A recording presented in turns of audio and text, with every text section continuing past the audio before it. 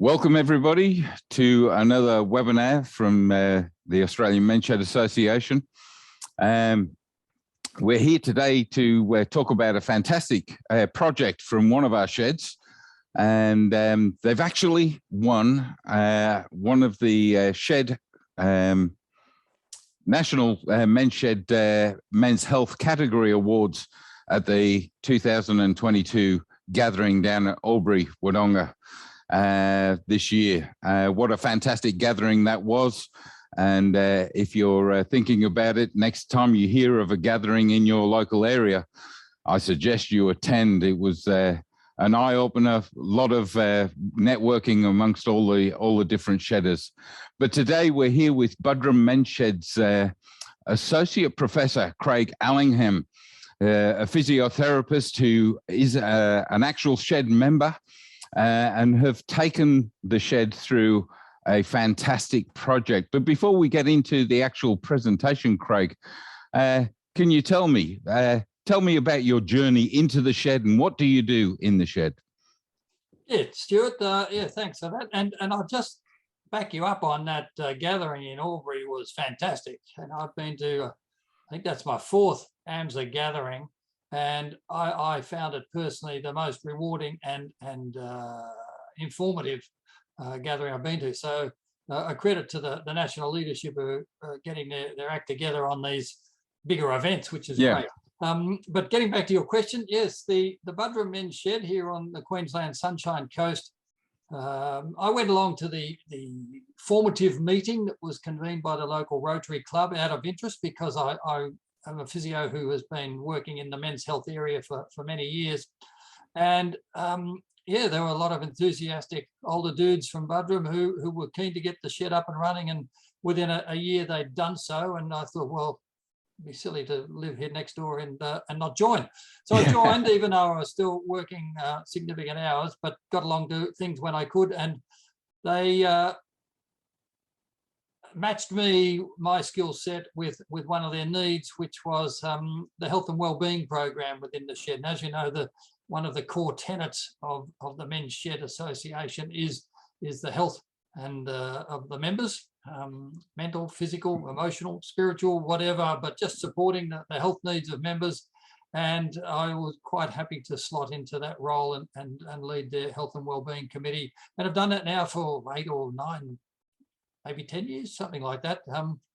So it's time for a refreshment for them, I'm sure. But it's been a good program, and my quest is to keep growing the program so that we're leading and innovating and giving them novelty and new stuff, not just going over the same old messages because they get a bit stale and a bit boring and like stop listening. Yeah, I think I would have to agree with you. If anything, this is a very innovative program, but so simple. That's the part that really got me, was the simplicity of the overall thing. And those that have logged in to listen to the presentation, and those that will come after and watch the presentation, I think you'll agree at the end of it. But getting back to the conference, there was a lot of energy this year. I think people had been sort of locked up for 2 years, and just that coming together, it was had a real sense of wow.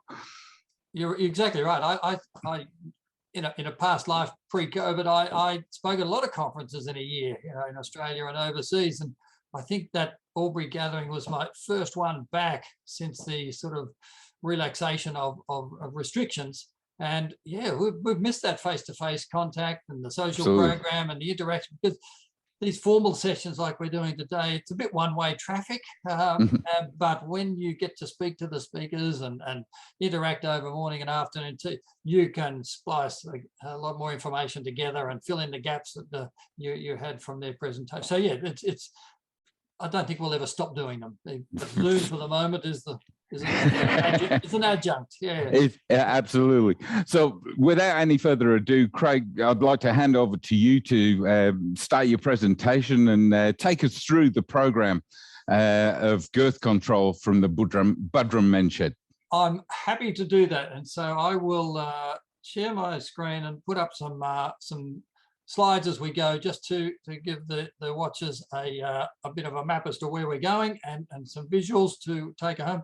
And of course, if you're watching a recording of this, you can pause it, read them, go back, review, whatever as you go. But here we go. Let's see if the system will work. Yes. Screen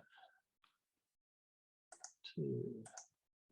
Okay, so Stuart, have we got the graphic up? That's good. All right. So girth control, not birth control, girth control. So that's the first thing. A catchy title, that's always good. And girth control is very similar to birth control in that they can both save you a lot of money down the track. But this was a project to change men's health behaviours without them actually realising that's what we were doing. So we'll see how we go with this.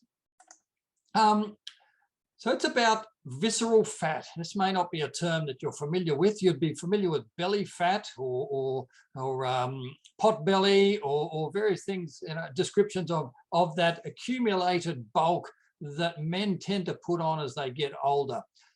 Men and women accumulate their fat in different areas of their bodies, but for men, this is the risk factor area for them, the visceral fat. Now, fat is, much maligned, but it's an important part of your body. In fact, it's the second largest organ of your body after skin, because fat is there for a reason. It's there for lots of reasons. It has metabolic processes take place. It manufactures various hormones, particularly cholesterol. And cholesterol is then used to manufacture, for example, testosterone. So we need our fat to some degree. Energy management, temperature regulation, and padding. When you fall over or bump into a mate, the one that's more padded generally comes off a bit better. However, you can have too much or too little fat, but too little fat in the shedders I've seen has not been a problem. So it's more to do with the excess visceral fat that's packed around the organs. And you can see from the diagram here, there's subcutaneous fat, which is just under the skin and not in amongst the organs of the pelvis and the abdominal area. And there's visceral fat, which is packed around the organs. And it's this second form, this visceral fat or gut fat, that is increases the risk and decreases the performance of men as they get older. And it can affect what I call your health span, the amount of years you live until you start getting seriously unwell. So it reduces your mobility, your energy levels, breathing capacity, inflammation levels. And well, in fact, there's actually some diagnostic areas that we can look at. So visceral fat, as you can see in the middle here, this bloke's measuring his belly fat. There are seven health conditions. Well, they're not health conditions, they're illness conditions, which is even worse, associated with excess belly fat for blokes. One is bowel cancer, prostate cancer, second one, high blood pressure, known technically as hypertension, type 2 diabetes, late age onset, mature age onset diabetes. Fat is a physical load to be carried around by your hips and knees and low back. So there's joint degeneration and pain problems. There is a major contributor to heart disease, which is the #1 killer of men in Australia. So belly fat is directly related to the incidence of heart disease. And the last one is sleep apnea. And you're looking at these and you're thinking, yeah, that's 7 different things, but there's 7 interrelated things. And they're interrelated because of this common element of the visceral fat. Now, visceral fat will not give you all these or any of these conditions, but if you've got excess visceral fat, you are more likely to develop all of these conditions, and maybe not just one of them. You may have sleep apnea and diabetes, or heart disease and high blood pressure, prostate cancer and back pain. They're not independent. They can all interrelate, and you can carry an illness burden that's not worth it, really. So that's the things we're trying to prevent or delay onset for our shed members. Hang on, I think I went too far there. Okay. Now, girth or abdominal diameter that we look at measuring has a threshold where the risk of these illnesses starts to accelerate. And for us, it's so we come under the European, African, Middle Eastern mixed column here. If our girth is, so abdominal circumference is less than 95 centimeters, low risk of these illnesses. 95 to 102 centimeters, the risk goes up to high, and above 102 centimeters around your belly, a very high risk of developing any one or more of those previously mentioned 7 conditions. For women, 80 is the threshold number, but for men, it's 95 is the number to keep in mind. And if you can't hit 95, at least keep it below 102. So just stay in the high range, not getting up to very high range. So we measure girth very simply. All we need is a tape measure, not an industrial metal tape measure, but a soft plastic or fabric measure that can go around the contours of your belly. You measure the dudes in standing at the level of the belly button. If you've got any members without a belly button, try and find out where they came from, because it's not Earth. Tension of the tape. You don't drag the tape in to create a gutter around their fat. You try and just keep it up against the skin with a little bit of tensioning, but no grooving of the midsection. And that's cheating. Yeah, it's cheating. And they will want to suck in. They will want to suck in their belly as well, which we try and say, no, that's not. I'm happy for them to stand tall, because lengthening your height sort of draws everything in a little bit. I'll give them that, but no actually sucking in the belly. And we measure to the nearest ½ centimeter. That's as accurate as the measuring tool allows it to get. And we are measuring everything inside, obviously, that hoop that's important. We're measuring their abdominal contents, their intestines, their kidneys, their well, not up to below the liver, but we're measuring gas, because there's going to be some gas in there. And we're measuring the thickness of their bones. But that's pretty much a constant. Bone thickness doesn't, or bone diameter of the lumbar vertebra don't vary that much. So these guys who say, oh no, I'm just big boned. No, you are not big boned. You are fat around the normal sized bones. So yeah, get over it. So why this project came into being is because each year we measure, and since 2013, we've been measuring girth as part of our Spanner in the Works, which is the AMSA program. And the Spanner in the Works is a great program. We run that every June for our members who want to be part of it. And we usually get somewhere between 70 and 80 blokes come through out of we have a large membership of close to 300. So they volunteer to be measured, and that provides our Health and Wellbeing Committee with information as to where we need to direct our education and any intervention programs. But it also gives each bloke information about how he's traveling health-wise. And we recommend whether he needs to be followed up with a dietitian or his GP or some mental health support or counselling, or we can't force them, but we just say, be a good idea perhaps, yeah. So, and they come in fairly open-minded about it. But our problem is we were seeing over the years that the girth measurement was increasing. Even though we thought we were doing a great job. And worst of all, the members in our gym program, our fitness group, were getting worse at a faster rate than the general membership. Hang on a sec, Craig. Let me clear this up. You said blokes that were actually doing exercise were actually getting larger around the girth than guys that weren't actually doing exercise.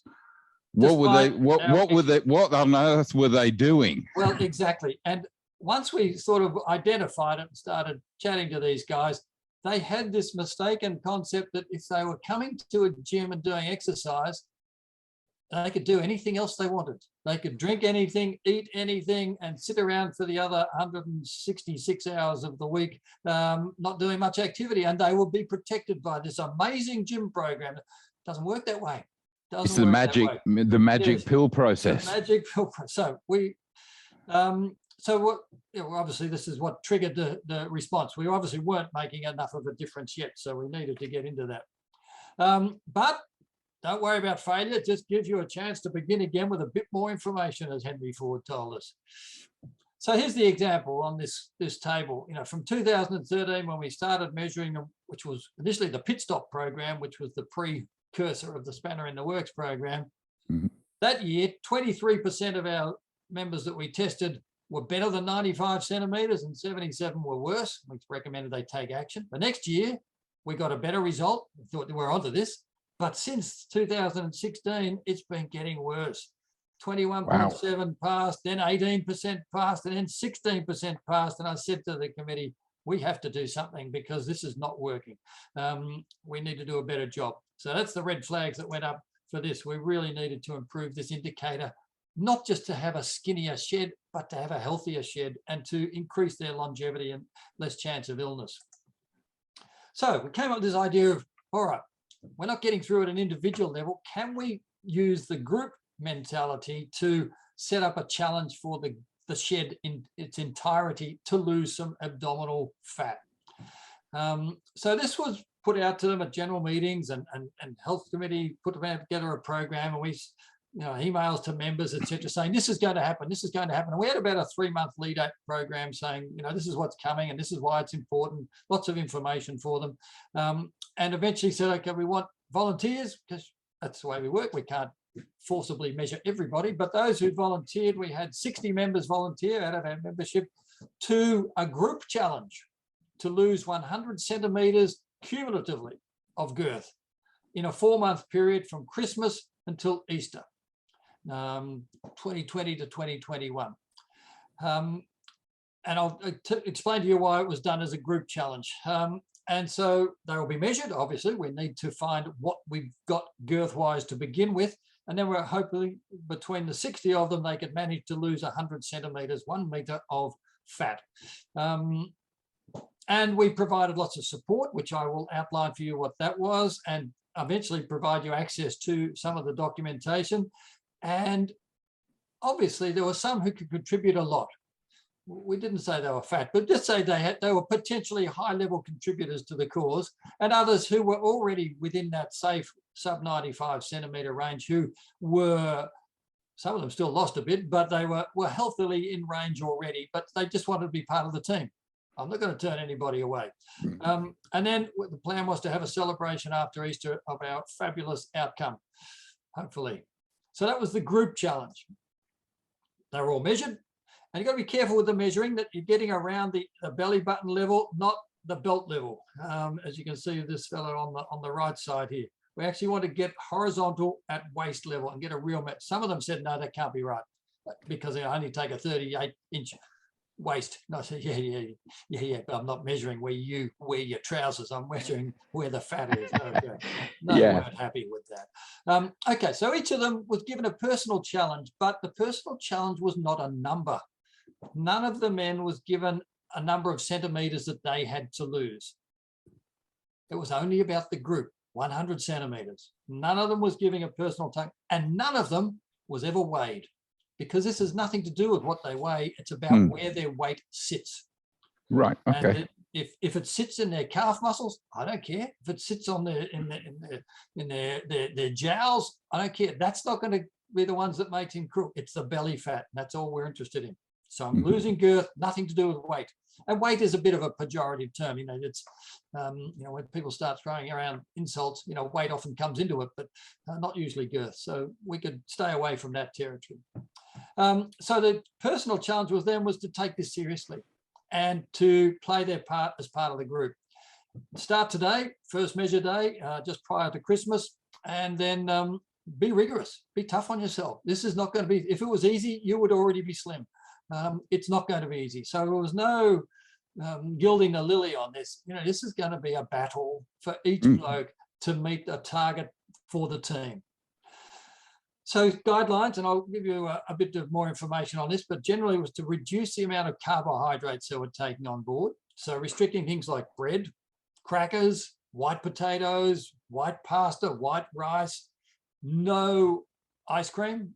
That was tough for a few who were addicted to it. No ice cream, no added sugar to beverages or bowls, and no cream biscuits. No cream biscuits.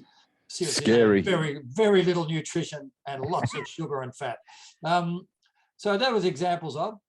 Drink water instead of your ritual habit-born snacking routines, and maybe replace some of your alcohol content. I don't expect you to be a saint. Some of your alcohol consumption with water. Let the team at home, the catering staff who maybe do the shopping or the preparation of food, the type of food and the quantity that is presented to you, let them know what you're doing. and advise them how they can help the shed achieve this outcome, because doing it in the absence of support in the home is really tough. Check with your, especially running you through Christmas and Easter periods. I mean, major consumption events. Check with your GP if you've got any underlying health issues, any kidney disease, any gastric diseases, any metabolic diseases, diabetes particularly, anything, any hormone or endocrine diseases, just to make sure that these changes to your diet are not risky given what the medication you might be on or some of the other illness aspect. They're all cleared by the GP, so that didn't intrude on our volunteers. And obviously got measured, and we gave them their first of their information sheets on day one. But it's all very well to measure them and say, go away and lose girth, but in a vacuum, that's not going to happen. So there was this process of equipping them and motivating through that 4-month period. They were never left on their own just to battle on. So there was a series of talks during this time at our general member meetings each month at the shed. Sometimes it'd be a dietitian, sometimes it would be me. And we would keep reinforcing the messages and the benefits of what they were achieving. And not everyone in the meeting was on the program, but they're all taking on that information. We provided them with web-based resources and links that they could go to and find, proper information that was correct and accurate and medically safe for them to support their changes in intake. Ask questions if they're not sure what they're doing or not sure if it's working. Practical strategies on quantity, which I'll show you in a moment.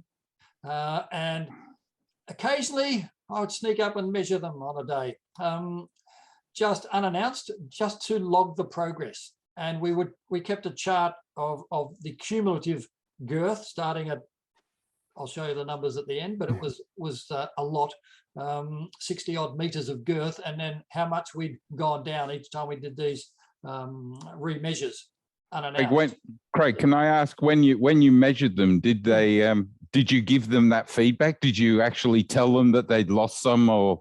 No. Okay. I measured them and I stole that number away. If they asked me, I would tell them, but I didn't tell them unannounced. But if I'm just wondering if that was a way of encouraging them. Yeah, it certainly helped. They would like to know, and I think pretty much all of them asked. So yes, half a centimeter, 2 centimeters, whatever. Thank you, but it was never well done. It was, that's a fabulous contribution to the group. Nice. Yes. So the remotivation was always about the group target, never about the personal achievement. Yet. And then we would log these early gains and report the total centimeters lost, put a chart up on the wall and see how we go, just to make sure they didn't lose momentum. That was the key. Because 4 months is a long time. Absolutely. And it needs to be a long time to change the habits of their eating and how they relate to food and drink. Craig, the other thing that comes to mind here is the amount of information and the amount of work that you and the health team have done. Obviously, you've got a shed of 300. You're going to have some people step up. What about a smaller shed? That maybe doesn't have so many members. They could still have this process working, but how would they go about obtaining all this information? Well, that's the good news. Now that we know it works, I've put together online, basically walk you through how to run this at your shed program, which I'll give you a link to before we're done. You'll need to, in each shed, we'll need to scale it down and rely on local talent to fit their resources. That's fine. But the principles will be the same. It'll just be the scaling. And obviously, a shed of 20 blokes trying to lose 100 centimeters might be a bit more of a challenge than a shed that's got 60 members doing it. So that's why we have to scale back the targets as well. But more on that before we're done. Yeah. Cool. So see, these are some of the strategies that you will have access to. The first one is reduce and I've used calories, but kilojoules are the modern thing, but we're old enough, we've been around, and we're happy with calories as a unit of measurement of energy density in a food. So reducing caloric intake. Now, there's lots of ways you can do this, and I'll just give you some examples. The first one is intermittent fasting. That's very fashionable at the moment. This came out for some TV stuff from Britain a couple of years ago, and there's books out, the fast diet, the 5-2 diet. There's a range of ways, and that's great. The more different ways of doing it, the more chance you'll find one that suits you, because one size will never fit every bloke. So the example of the 5-2 or the fast diet, as it's called, you have 5 days of the week where you just eat what you normally eat, quantity and quality. But on 2 days, and you choose the days, you limit the amount of calories you take on board to 600 for blokes or less, but 600 less, you'll get a bit fatigued, but 600 calories on it. So you had 2 days of, and let's call it what it is, deprivation. You have 2 days of hunger. You have 2 days of pining for something you would like to eat, but you only have to wait till tomorrow, and you can. It's not 6 months of not eating it. It's 1 day. 1 day off alcohol, 1 day off dairy product, 1 day off your ice cream, 1 day off your sweet beers, whatever your weakness is, it's just for a day. But 600 calories isn't nothing. No, you'll still have. So you can have a little bit to curb the hunger pain, so to speak. Exactly. You could eat 10 kilos of carrots and still not hit 600 calories. There's vegetables. Less so than fruit, because fruit tends to be a bit sweeter with the sugar in it. But vegetables, load up on vegetables, but don't lather them with butter. Don't put a meat sauce to them. Just eat bake the veggies, bake them dry, a little bit of spray on oil, keep it light, and that'll get you through the day. Don't worry, you'll be full enough, and drink a lot of water. 0 calories in water. So black tea, 0 calories. Black coffee, 0 calories. So there's lots of things you can take on board on those fasting days that don't make you feel like you're actually fasting. You're just reducing your calorie intake for the day. And then tomorrow, recovery day. Eat what you normally do. But what happens when you stay on this for 6 to 8 weeks? The days that you eat normally, you tend to eat less anyway, because you've changed how you feel about food, and you realize, actually, I don't need that much. So it sneaks up on you, and you actually have a sustainable result. But that works really well. There's another fasting one, which is the 16-8 method, which is on hours, not days. So 16 hours a day, you don't eat. And for 8 hours a day, that's when you fit all your meals in for the day. So this chart sort of shows how it goes. Well, midnight, you shouldn't be eating at midnight, but you wake up and you don't eat until after 8 a.m., for example, or even 10 o'clock in the morning. 10 o'clock in the morning, you have your first meal. You can have water, you can have your black tea, but just those light fluids, particularly if you need to take medication or something where you need something, you might just have a spoonful of yogurt, but not a meal, but just something that you have to take your tablets with something. But then your first meal and then your last meal done by 8. So in that 8-hour period of the day, you've had your 2 meals and a snack, or your 3 small meals, or your 3 huge meals. It's up to you. But then you shut the gate and you get hungry, and you wish you could have something before you go to bed, but you don't. You have a glass of water, do whatever, go to sleep, and wake up and say, gee, I can't wait till 10 o'clock when I can have my first meal again. Craig, you're asleep for most of the 16 hours. Exactly. How easy is that? Well, that's the best time to do it. Yes, don't try and reverse the system. Do the fasting while you're sleeping. That's right. So exactly. So it's just extending those finish times and start times beyond your sleep hours to and you think, so these, why are we doing this? Because your body needs energy to function, your brain to work, your heart to work, your muscles to hold you up against gravity. You will still be burning energy. And if you're not taking on food and increasing your blood sugar level, your body will go looking for energy elsewhere. And fat is stored energy. It's waiting to be called on. Okay. Fat is stored energy. But it's not the preferred source of energy. Your body will go, first of all, for whatever sugar is in the blood, whatever glucose is going around. And if there's not much there, it will tell the pancreas to kick out some more sugar from the liver and from the spleen and from the muscles, release that into blood flow so we can use that for energy. But if it can't get it up, get that energy mobilized, it will go to stored fat, particularly if you're not doing much activity, like the sleeping times. You're not fasting, you haven't put any food into your body for a couple of hours before you went to bed. So your body's just in idle. Mhm. And on low rates of energy consumption, it will go and find some fat to fuel that because it's not a high demand. But when you're moving around and active, doing stuff, it wants carbohydrates to fuel that because they're cheaper. Yeah. The energy cost is cheaper. So this works by reprogramming the biochemical preference for energy sources in your body and selectively going for fat, particularly when you're in that fasting phase. Just in your example there, I can see how this affects things like diabetes, blood pressure, and etc. It's just so simple. So simple. Yep. Wow. Okay. And the third of the fasting systems is just occasionally say no, don't eat, skip a meal. But it's spontaneous meal skipping. So you don't plan ahead a week or a fortnight in advance. So I'm going to miss, because what you'll do then is load up beforehand.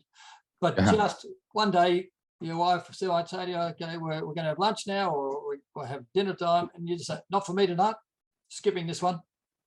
Water, so how often do you do that? You two or three meals a week would be ample to skip. Right. Yeah. Okay. Because that's a big chunk of food. And your body says, what the hell? Goes into shock and says, where is my stored fat? I need something because I haven't had a meal. Yeah, so it will go to your visceral fat and start to pare that away. None of these are rocket science.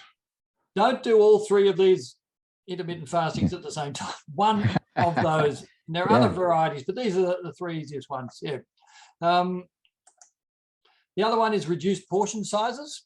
So on this slide here, the same amount of food on two different plate sizes. Which plate looks like it's fuller?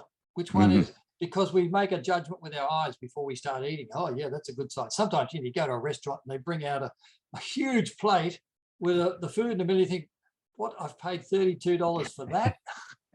Nouvelle cuisine. 3/4 of the way through it, and you think, actually, that's plenty of food. They just put it on a whopping great plate and made it look tiny. So use that science in the reverse and serve it up on a bread and butter plate. And it goes all the way edge. You think, wow, this is a huge plate full of food. And then eat it slowly. Don't rush into it. Eat it slowly. Put your cutlery down between mouthfuls. Take a sip of water every now and then through as you go. But the worst thing you do is have a lot of food and eat fast, because that just, what happens is you're taking on food before your hunger response has had a chance to say, we're done here. We're done here. But if you eat slowly, your hormones in your body will say, actually, we're doing well here. Stomach's pretty full. I'll just send a signal to the brain saying, turn off supply. But if you've already consumed 3 desserts after that, it's too late. You've taken on excess calories. So reduce portion sizes. And that's one where you need help from home, because you've been trained all your life to eat everything on your plate. So don't put it on the plate in the first instance. Make sure it doesn't get to the plate. So tell the catering or the serving staff, can you just reduce the size of my servings by, a quarter or a third until I tell you to stop.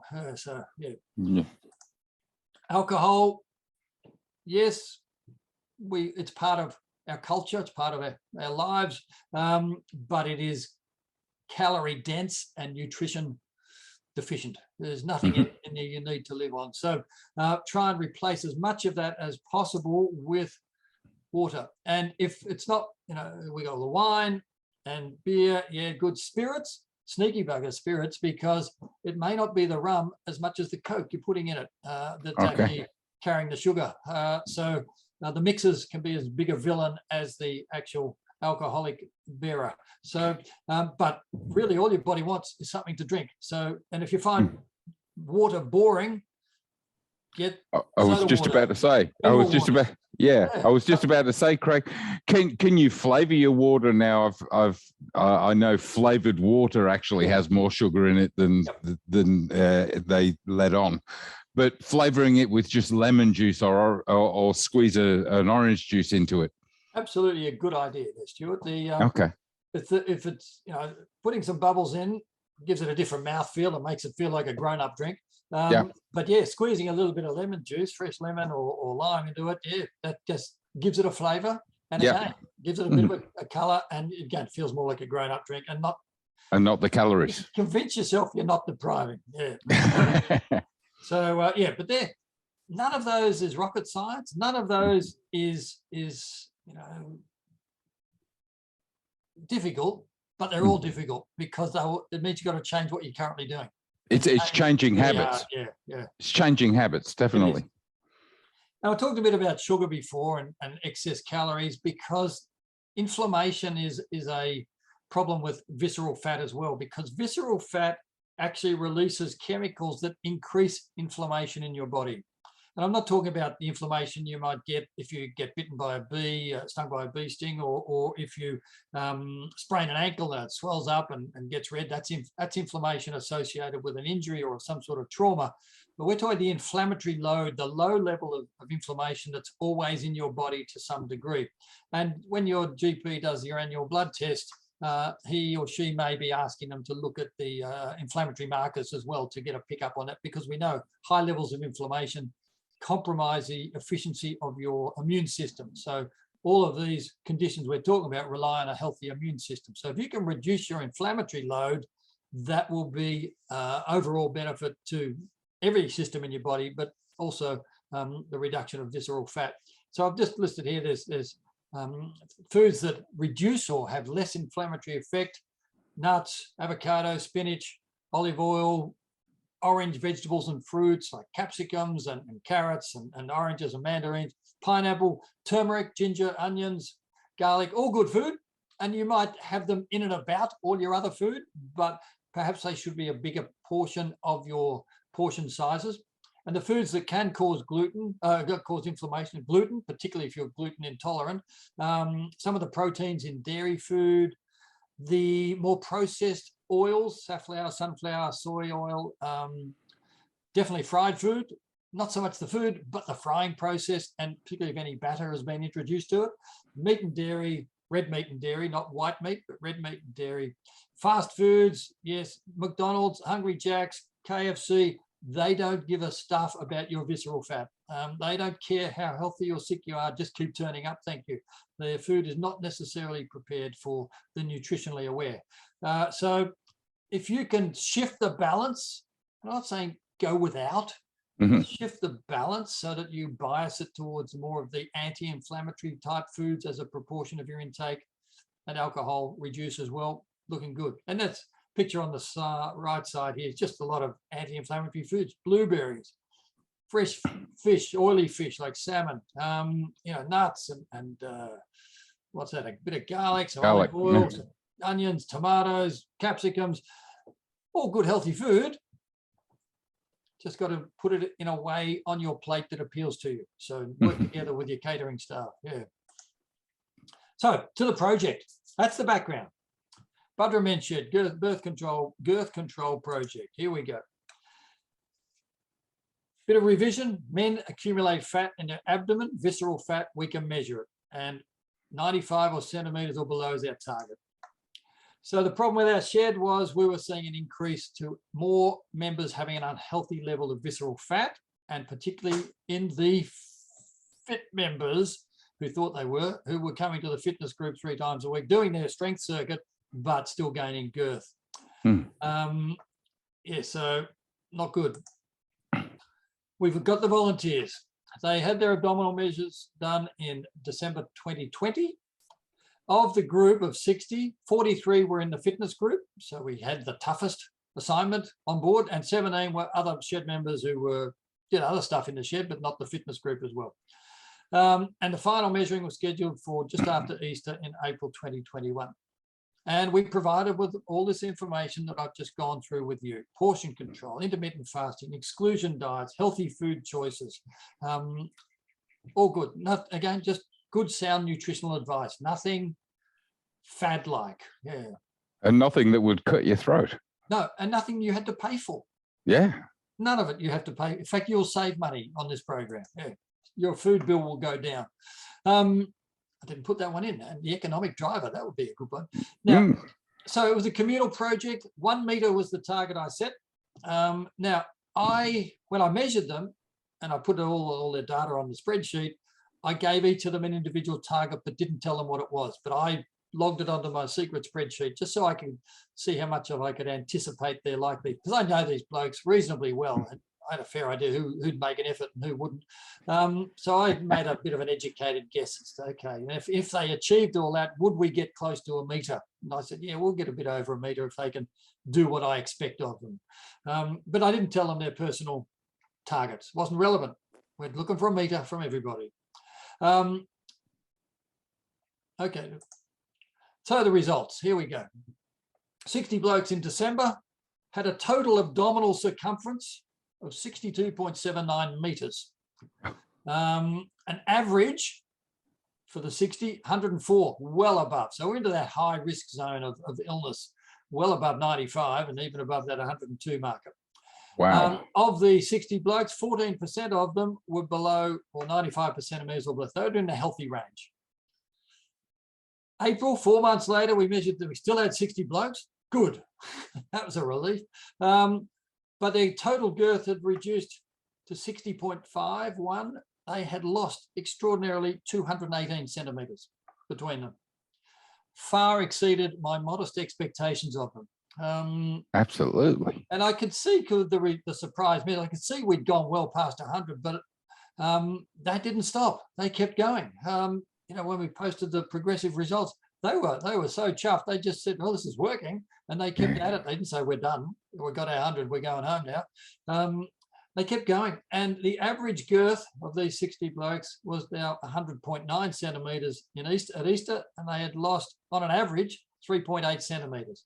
Some had lost more than 5. A couple had gained a little bit, but as a group, yeah, they were all equally successful because we only ever had a group target. So they could all be part of the celebration. I was astounded. My expectations were far exceeded as a health professional. This group of older men are often given up on by the healthcare professions. They often thought, okay, you're 60, 70, some of them are over 80. You've been doing this for 50 years.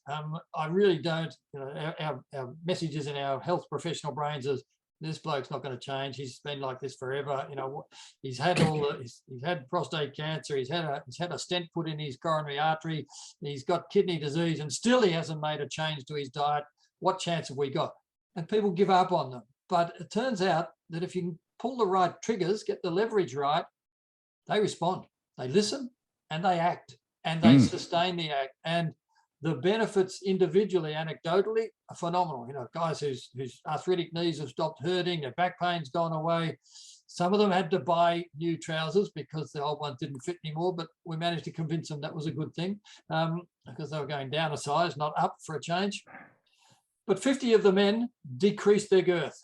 And of the 50 that lost girth, the loss was an average of 4.85, almost 5 centimetres of those who did lose. And remember, some didn't need to lose. They're already in a good space. Yeah.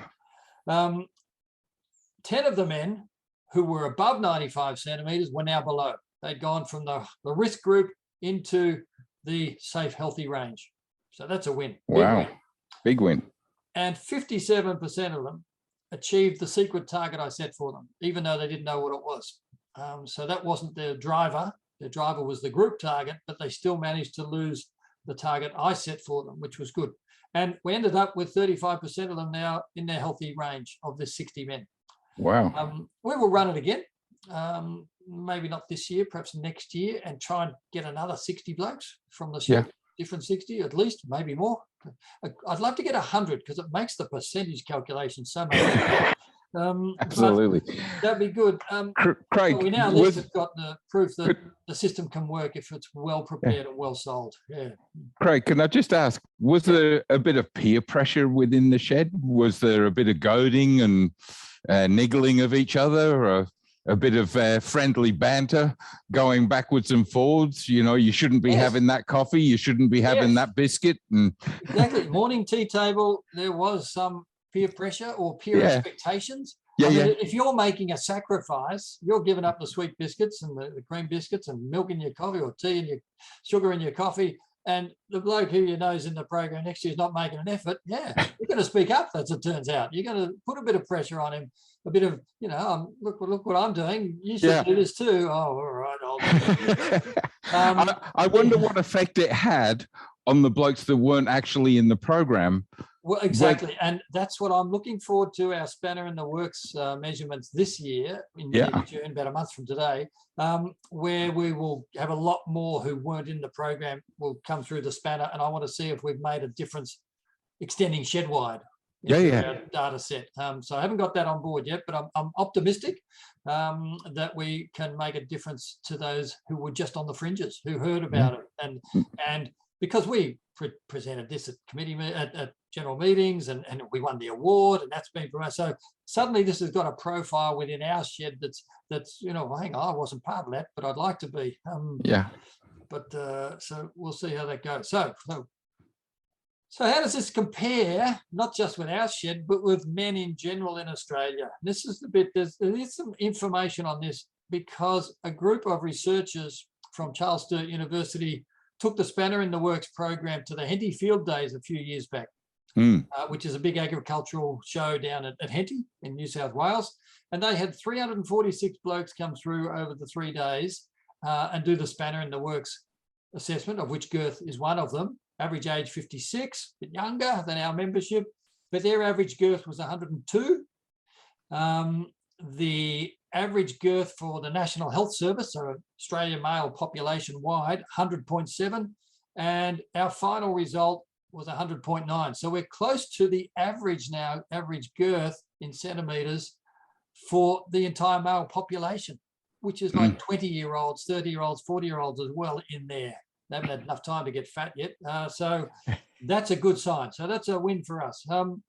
Average girth, and if I divide it up by age groups, we actually do even better. Our Buderim men between the age of 55 and 64 after the program were less than the Henty days and less than the national average. And still, same again, average girth for 65 to 75-year-olds, we're still less than the average for those two groups and extending into the 75 plus. So this works for older blokes. That's what it's telling us. Not, and we can actually bring them down below the unhealthy range that most other men in Australia seem to be demonstrating. So that's been good to test ourselves against other data from other sources.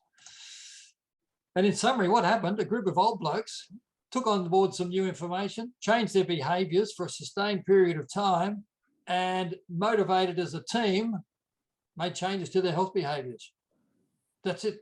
That was as simple as it gets. And the only tool I needed was a tape measure. Wow. Apart from the resources that came. And the resources and the information. Yeah. So any shed can do this. This can be rolled out anywhere. And you don't have to aim for 100 centimetres because you might only have 10 members. So that'd be ridiculous. It's cheap. You will spend nothing if you've already got a tape measure. Effective, and the men do the work and they celebrate the results. We all talk about growing our sheds. Well, this is the opposite. We want to shrink a shed. So same number of members, but less of them. Yeah. I'm putting out a challenge. Can any other shed in Australia beat our 3.8 centimetre average loss? So if we average it out, if you've only got 10 blokes or 20 blokes or 30 blokes, and we're doing an average, you can compete against the 3.8 centimetres that we got on our first go. So maybe this December, you could start that before Christmas and run it through to Easter next year and shred your shed. Craig. Yeah, we're running out of time. Not a problem. Okay. The webinar can go for as long as we need it to. Good. But at the end of the day, is this sustainable? Like, is this continued? Like, yes, that's exactly the question I'm about to answer. Who would have thought? There you go. Girth Control. Did it stick? It's all very well to get a result by Easter, but what happened after that? So in November, I went back and measured 27 of them without any warning. And of those 27, almost half the group, of those 27, 16 maintained their earlier loss or were actually even better. They continued to lose girth. 11 had gone the other direction. Nobody stayed the same. They moved one way or the other. That's just daily variation. So 11 had lost ground, and they were disappointed that they'd made all that effort and then failed again. So they said, they told me they were going to do better. We'll see next time I surprise them. So the average girth at Easter of the 60 blokes I measured was 99.5. In November, with 27 blokes, 98.4. So yeah, not only did it stick, but it persisted. Fantastic. To lose. So the change of habits was good. they stayed as a new habit. So what have I got for you guys who are watching from other sheds? Well, you can access a full summary of the results, which is good for motivating your guys and pointing out that this has been done elsewhere, this is possible. And it's not been done in a university. It's not been done by 20 or 35-year-olds. It's been done by old blokes in a shed in Buderim who were given the right information and a lot of encouragement. So there's no reason it can't work elsewhere. So you'll get the summary results. You'll also find guidelines for conducting the project at your shed and all the strategies that I've been through, the 5-2, the 16-8, the intermittent fasting, the portion control, web links to reliable, accurate sites that your guys can go to and get information and meal plans and things like that that they can use practically. So wherever you've got Wi-Fi, you'll be able to get those resources and specific instructions for whoever is going to power this in your shed. And it will need a leader, it will need somebody to drive it. Even though it's a team event, it will need a captain to make sure the information is accessed, to make sure the regular remeasures are done, to present to the group of all sheds, all your shed members, the information that you're dishing out to the participants. All of that is available on my website, which is listed there, craigallingham.com. Just go to the Girth Control tab, read down, and you'll find links to each of those components for you to download the information you need, access the information you need, and beat our record of 3.8. That's what I want to happen, because if I can go back to my shed members next year and say, we're not the best in Australia, we've been beaten by, you know, Upper Manangatang or Quabatuk East or somewhere, then they will redouble their efforts next time, because when it gets down to it, I don't think we ever lose our competitive streak to absolutely do a good job. Whether it's in the woodworking or the metal work or the garden or the bowls club, on the golf course, or in this case, losing visceral fat. So so that's all good. So access that information and free access for you, and there's no paid sites there. You don't have to register for anything. Just happy to give it out and get the older blokes in Australia in a better physical condition, so that we don't choke up the hospitals anymore. That'd be good. That'd be good. Craig, an absolute fantastic presentation. Can I just mention one more thing? Please do. Seeing I've got a captive audience, I've also got a couple of books on prostate health. One for the blokes who've had prostate surgery or radiation treatment at the top there to help get their waterworks going, and another one just about keeping your prostate healthy. They're also on the site, but you can avoid them and go straight to Girth section if you're not interested in that. But if you've got any blokes in your shed who have got prostate issues, they might want to get these two very cheap $15, $20 books online from that site as well. Good. Fantastic. All right. Craig, thank you very much. And as you know, at the conference, at the gathering, should I say, I was in the other room doing a different presentation. Yeah. So this is the first time I've seen it. And I'm excited about what you presented and how simple this has been, and the results speak for themselves. So can I assume that the head office at AMSA will do their own little project? Oh well, I know in my household it's really needed, so it'll be happening here. So in that regard, Craig, thank you very much for your time. Thank you very much for all the effort that you've put into this result. We appreciate your time to present here on the webinar. Next month, I think it's next month, we'll be having another subject. Please all tune in.